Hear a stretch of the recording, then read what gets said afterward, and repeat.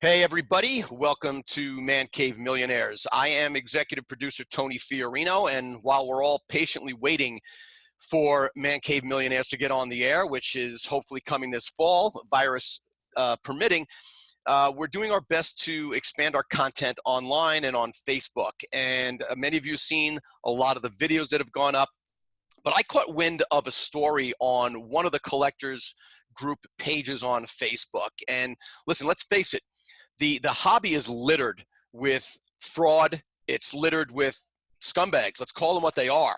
And we're going to go through this story because it kind of has a happy ending. So we're joined today by Ezra and Jim. Welcome to Man Cave Millionaires, guys. How you both doing? Very good. Thanks for having me. Good. Thank you for having me too. Walk us through what happened in your buying experience with Jim. I think it was about a couple of months ago. I had a very unfortunate situation. Actually, it was a little over a year ago. A friend of mine had passed away, and he was a diehard Phillies fan. To honor him, I was looking for a Phillies jersey to wear.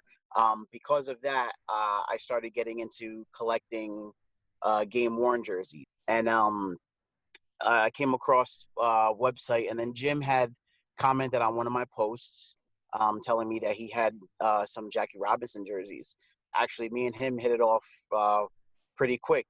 We started just talking about baseball. Like every day we were messaging each other and stuff. I had no idea who he was. He didn't know who I was. Didn't even know what he looked like, anything like that. So Ezra, so you identified Jim as, let's just say, a very valid source for Jackie Robinson Day stuff, and you wanted to get your hands on another game-used jersey. So what happened from there? You said you'd posted something, and Jim had responded. Jim had showed me his collection, and he had a couple of for sale. So I picked the Royals one. I was still looking. He had then came up with 3 more that he told me that he was going to try to sell. So it was Justin Upton one from the Angels, Wade Davis from Colorado, and Clay Buchholz. So because of the whole virus thing going on, I took a hit with my daytime job. So that kind of like set me back financially a little. I really wanted the jerseys, but I was kind of stuck with, I didn't want to hold him up. So, he told me, well, let me know. I'll hold them for you. I said, all right, cool. I kind of let it slide away because I really wasn't sure if I could afford it. But I also didn't want to tell him no because I wanted him, but I didn't want to tell him yes. So I was like on hold for a little bit. And what touched me most was that he put a post to sell the jerseys that I wanted, but asked me permission to sell his own jerseys that he offered to me. Even though I got to stop you there because just so I understand this correctly, Jim had set aside jerseys for you, and then while they were on hold, he was going to sell them because that's part of the business that he's in. But he asked your permission if he could sell his own jerseys. That's pretty accurate. It's kind of one of those things that it's really, to me, your word is everything. If you give somebody your word, or if you have an agreement with somebody, that's important. So it's kind of, he said that, he explained to me what his situation was, and I when I put him aside, I knew it wasn't going to be an immediate payment. I wouldn't feel right selling something that I knew that somebody had their mind and heart on. I was just, it doesn't sit right with me doing that. How long did you have, and this isn't necessarily relevant or even important, but I'm just curious, how long did you have those jerseys on hold before you asked permission to sell them on a post? Oh, I don't even know. Ezra, you have any idea? Do you remember? It was quite some time. Let's say it was quite some time. Maybe 3 weeks, a month, or something like that. Really? It wasn't crucial to me. It wasn't like I needed to sell them to get my mortgage payment or anything like that. At this point, obviously Jim didn't sell the jerseys online through a post. Tell us what happened next. Well, I'm the type of guy that I don't like to owe anybody. So I kind of stalled so long on him because I wanted to pay it all up in front. But because of the situation and he was gonna post them, and when he asked me, I kind of, you know, gained up the courage to tell him like, hey, I really want them, but I don't have the money. Is it all right if I pay you little by little? I can, I can send you something now, and then next week, send a little more. And he was fine with it. He said, Wow. okay. Probably about like 3 weeks to another month, I finally, I paid up in full. I actually paid two of them in full, and I was told them, hey, don't send them yet, so you can save on shipping and stuff, and wait another week till I pay the third one off in full, and then ship them all together. So he was fine. So I put my trust in him from the very beginning with sending him money and not receiving anything back. Mhm. Because let's face it, there's people out there like that. So after that, he ends up sending me the jerseys. So I get the package in the mail, and I'm like, hey, I got the jerseys. I'm collecting them. So I open them up, and he had them in Ziploc bags. And the Justin Upton one, the Angels, was labeled Albert Pujols. So I was like, all right, maybe he put it in the wrong bag, or he didn't have another bag. He put it in there. So I pull it out, and I'm looking at it, and I read the tag, and it says number 5. And I'm like, Justin Upton's not number 5. Upton don't wear 5. Albert Pujols is number 5. And then I looked at the size of the jersey, and I was like, Justin's not this big. And I looked at he sent me the hologram, the numbers, and I looked at the first number, and it was off just by the first number. And I was like, nope. And then I went on the hologram, and I looked it up, and I was like, this is Albert Pujols' jersey. We all know Albert Pujols' worth compared to Justin Upton. Not saying that he's not worth the much, but Wait a minute, they're not comparable? uh-huh. They're not comparable on price? Are you kidding me? All right, so you clearly, at this point, you realized Big Jim made a big mistake. And I think it's important because while we're all, bowing and kneeling to Big Jim, at this point, you paid for a jersey and you got sent something that was of considerably more value. And just like, he could have blocked you with your money, you could have blocked him with the jersey. But tell us what happened after that point. Soon as I realized it, I I got on my phone, and I tried to video chat him on Facebook, and he didn't answer. And then said I messaged him saying, hey, give me a call. So he, he calls, and he was like, oh, I thought it was a mistake, because usually when you get Facebook video messages, most of the time it's a mistake. When he picked up, I'm like, hey, so we got a problem. I was like, you sent me the wrong jersey. He's like, oh, I did? And I'm like, yeah, you sent me the Albert Pujols. Like, so I don't really mind keeping it if that's. Well, hang on a second. I got to ask Jim, at this point, you sell something, which is even an Upton, of considerable value.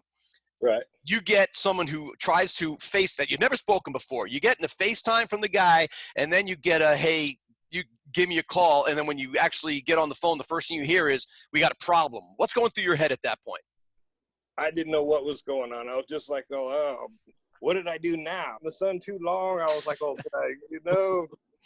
it's not. Obviously, that's what happened. I was out in the sun too long, and I sent the wrong jersey. There was somewhat kind of a disbelief by him also. I don't think he even at that point realized that he made that mistake. And I think also at that time, I kind of got a feeling from him, more of like oh my God, like his heart dropped, and was like, like, did I really screw up? Like, kind of like, now I got to put my faith in Ezra. Like, he has something that's very valuable, so it was kind of like, wait, I did? You sure?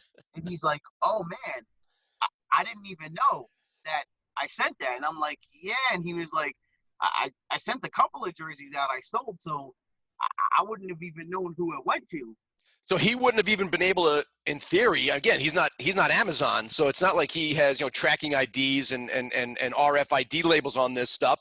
A lot of the stuff is good faith and, writing on, Ziploc bags with Sharpies. So, he could have, in theory, if you didn't come forth, Jim was really holding the bag on a substantial loss on that sale. I had told Jim, I said, hey, shoot me your address and I'll ship it back out to you tomorrow. I didn't care about the Justin Upton jersey. I knew he was good for it. I was just more worried about getting it back to him.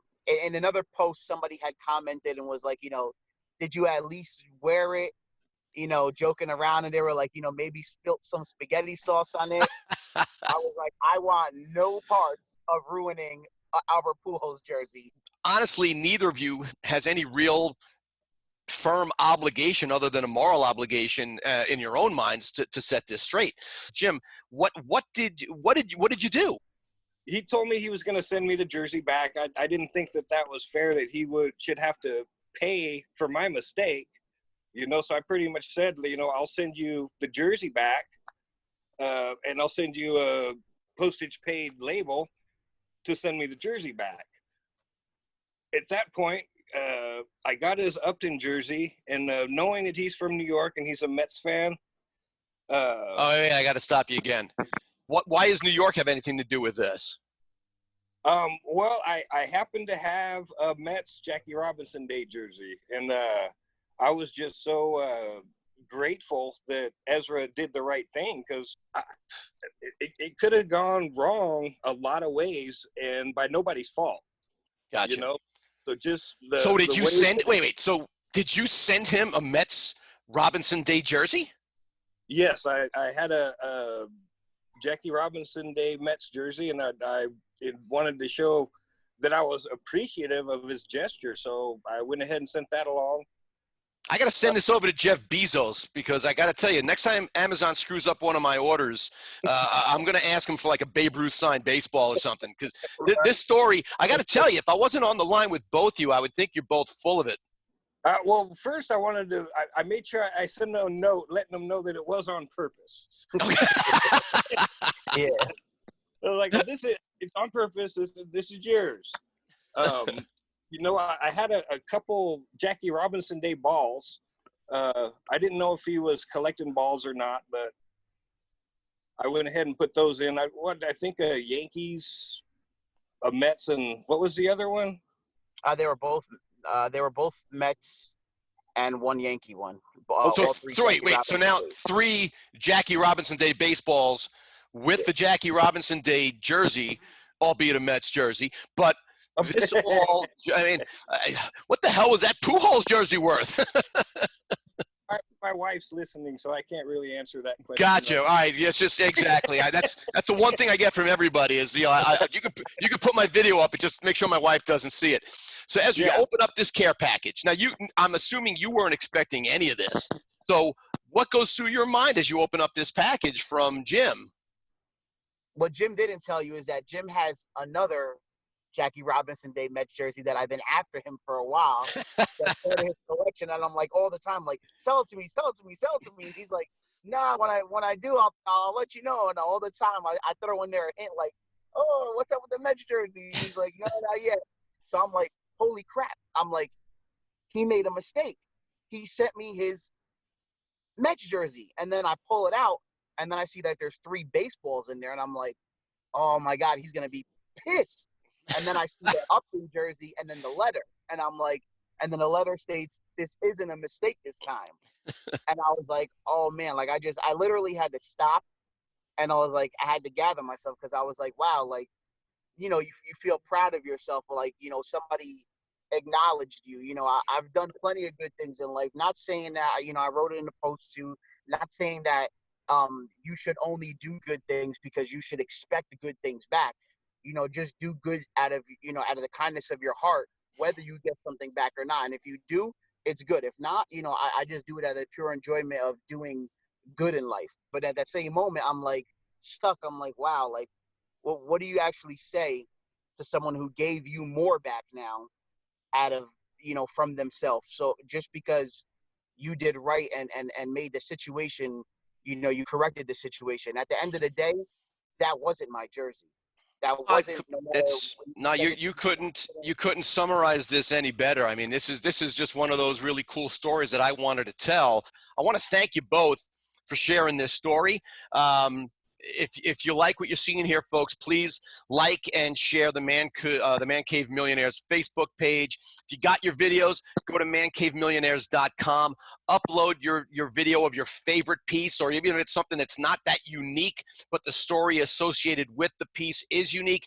We want to hear about it, and we want to share your story. So, Ezra, Jim, thank you both for your time and for sharing this amazing story. We'll be back soon enough with some more Man Cave Millionaires. You guys all have a terrific day, and we'll be talking to you soon. Hey,